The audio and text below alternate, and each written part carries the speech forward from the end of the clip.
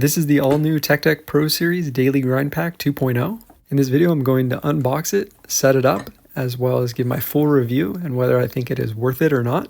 The set comes with a full metal picnic bench with a red painted top, as well as a metal bike rack. Both the table and the bike rack come partially unassembled, and it comes with 16 screws and a metal skate tool to put everything together. The metal top is really nice and heavyweight, and the paint has a really nice shine to it. It looks like a really high quality red enamel paint. The main part of the bike rack has a good amount of weight to it, and so far I'm already really liking the size of all the obstacles. Got the legs for the table, and here are the screws as well as the metal skate tool, and the bases for the bike rack. The top of the bike rack fits nicely into the bottom feet or stands, and a screw holds everything in place. And I made sure to tighten these down nice and tight, but everything feels nice and solid.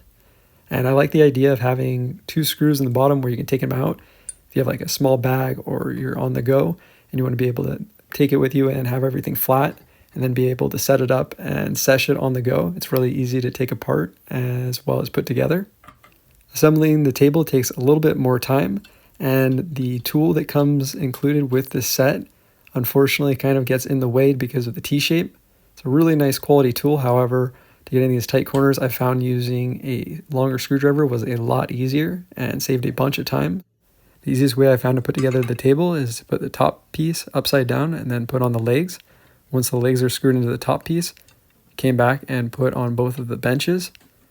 And I found leaving all of the screws a little bit loose and getting all the screws in and then coming back once they're all in and tightening everything up seemed to work pretty well. With the table all together in person, I think it looks really nice, and I think Tech Deck did a pretty good job with the scale overall, just looking at it.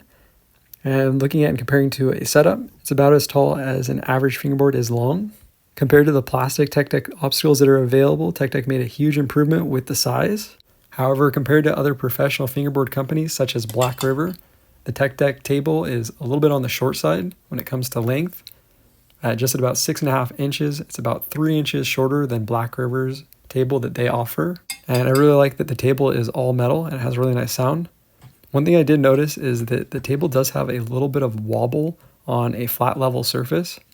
It's not a huge amount of wobble, not enough to at least make a difference in performance, but since everything is metal and such nice quality, I wanted to loosen everything up and retighten it to make sure everything was fully seated. This unfortunately did not fix the wobble, so I went ahead and even unscrewed the screws, about half a screw each, make everything slightly loose. And I shifted the table around a little bit and it still had a slight amount of wobble.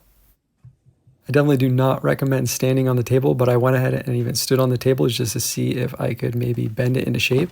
I could see and feel the table flex a little bit, but unfortunately it did not fix the small amount of wobble. If it does become more of a problem, I'll probably fix it with a small piece of foam tape, but I'm going to go ahead and test it as is. Going to get started by going ahead and waxing everything up. Quick shout out to Anxiety Offline for sending me a few pieces of mini molded skate wax with my last concrete obstacle order.